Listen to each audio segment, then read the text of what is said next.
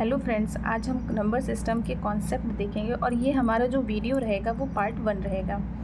सबसे पहले हम लोग नंबर्स के बारे में जानते हैं। नंबर्स हमारे क्या होते हैं, कैसे कॉन्सेप्ट होता है, कैसे मतलब संख्याएं बनती हैं, हमारे डिजिट्स क्या होते हैं, हम पहले उनके बारे में देखेंगे। तो सबसे पहले हमारे जो नंबर्स होते हैं वो हमारे होते हैं 0, 1, 2, 3, 4, 5, 6, 7, 8, 9। इन 10 डिजिट से मिल करके हमारी पूरी मैथ्स बनती है। ठीक है, तो इन डिजिट्स को हम लोग क्या बोलते हैं? Fundamental digits. फंडामेंटल डिजिट्स को हम हिंदी में बोलते हैं मूलभूत अंक कहते हैं।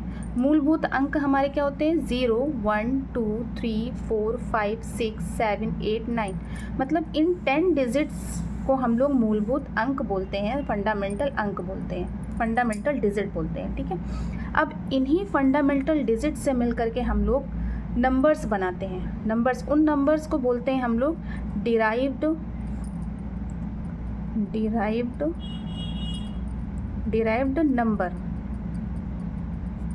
नंबर यानी कि व्युत्पन्न संख्याएं। नंबर्स यानी कि व्युत्पन्न संख्याएं। ठीक है, व्युत्पन्न संख्याएं हमारी क्या होती हैं? पहले हमारी आई फंडामेंटल डिजिट। अब फंडामेंटल डिजिट से ही हमारी व्युत्पन्न संख्याएं बनती हैं। व्युत्पन्न संख्या यानी गणित का कोई भी नंबर ले लें हम लोग, तो वही हमारी क्या होती हैं? डिराइव्ड नंबर होते हैं। जैसे मैंने कोई भी नंबर ले लिया 27। अब ये 27 इसको हम क्या बोलेंगे? Derived number. हमने ले लिया 85, हमने ले लिया 365। तो ये सारे डिजिट्स हमारे क्या हो गए? सारे नंबर्स क्या हो गए? हमारे व्युत्पन्न संख्याएं हो गई। अब ये व्युत्पन्न संख्याएं बनती कैसी हैं? तो व्युत्पन्न संख्याएं हमारी बनती हैं स्थानीय मान से हमारी व्युत्पन्न संख्याएं बनती हैं। हम स्थानीय मान निकालना तो सभी को आता होगा, वैसे नहीं आता तो मैं बता देती हूँ। यहाँ पे 7 है, 7 का हम इकाई अंक लेते हैं 1, और यहाँ पर 2 है तो 2 हमारा 2 इसके बाद में हमारी 7 है तो एक हम लोग 0 ले लेते हैं। अब यहाँ पे 20 + 7 कितना आ गया? 27। ऐसे ही हमारे यहाँ पे होता है 5 × 1 और 8 × 10। तो यहाँ पे प्लस लगा देंगे, 80 + 5 = 85।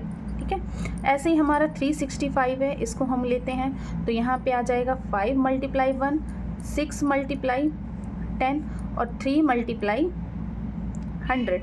अब इन सब को हम ऐड कर देंगे तो यहाँ पे आ जाएगा 300 + 60 + 5 = 365। तो ऐसे ही हम क्या निकालते हैं? स्थानीय मान।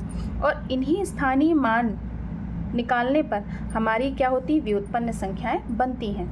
ठीक है, अब व्युत्पन्न संख्याएं हमारी, इनके भी कई टाइप्स होते हैं, कई पार्ट्स होते हैं। जैसे हमने लिखा कई टाइप्स होते हैं, तो टाइप्स हम 3 ही बताएंगे। जैसे होता है हमारा रियल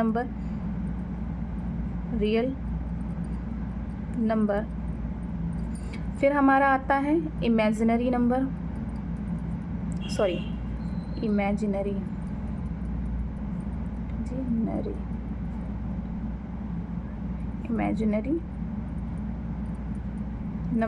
और तीसरा हमारा आता है कॉम्प्लेक्स नंबर। ठीक है, रियल नंबर को हम लोग हिंदी में बोलते हैं वास्तविक संख्याएं। इसको बोलते हैं इमेजिनरी नंबर को बोलते हैं काल्पनिक संख्याएं।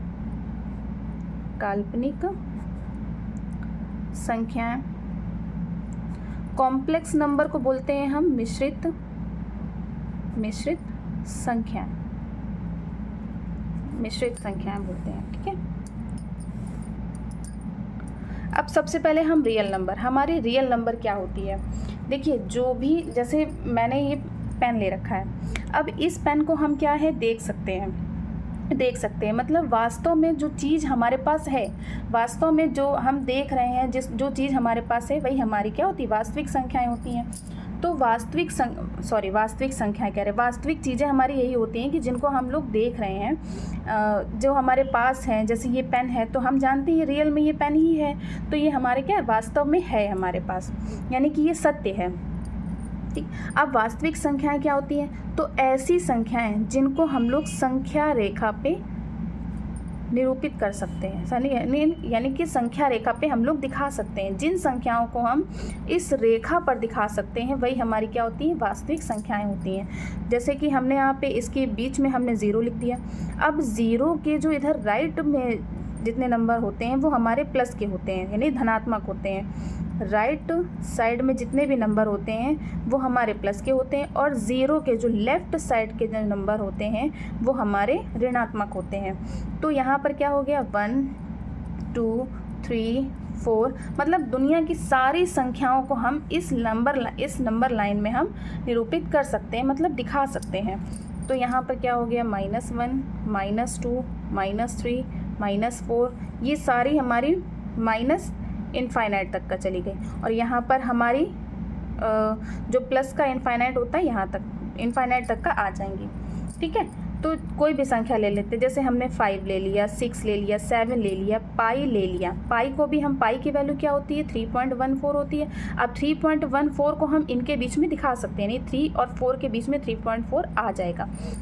जैसे होती है हमारी √3, √4, √5, ठीक है, ये सारी वैल्यूज़ हम इनमें दिखा सकते हैं, इन नंबर्स लाइन में दिखा सकते हैं। तो ऐसी संख्याएं, जिन संख्याओं को हम इस संख्या रेखा पे दिखा सकते हैं, निरूपित कर सकते हैं, दर्शा सकते हैं, ठीक है, वो सारी हमारी संख्याएं क्या होती हैं, वास्तविक संख्याएं होती हैं। समझ आया, ये हमारे एग्जाम्पल थे।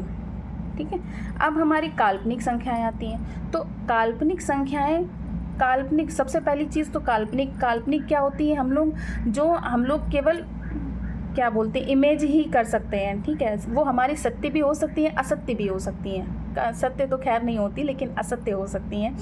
जैसे मैंने आपसे कहा कि एक लाइन खींचो। अब एक लाइन खींच दी ना, लेकिन ये सत्य है या असत्य है पता ही नहीं है। ठीक है, तो काल्पनिक चीज़ें हमारी हमेशा ही असत्य होती हैं, सत्य तो बहुत ही कम होती हैं। ठीक, तो काल्पनिक संख्याएं हमारी क्या होती है, जैसे मैंने लिखा है 5। ठीक है, अब हम 5 का स्क्वायर करेंगे तो कितना आता है, 25। ठीक, 25 आता है। अब जैसे हमने -5 ले लिया, इसका स्क्वायर किया तो तब भी हमारा 25 आया। मतलब किसी भी, हम लोग धनात्मक हो या ऋणात्मक हो, अगर किसी भी संख्या का हम स्क्वायर निकालेंगे तो वो हमेशा धनात्मक ही आएगा। ठीक है, जैसे हमने लिखा वर्गमूल, मतलब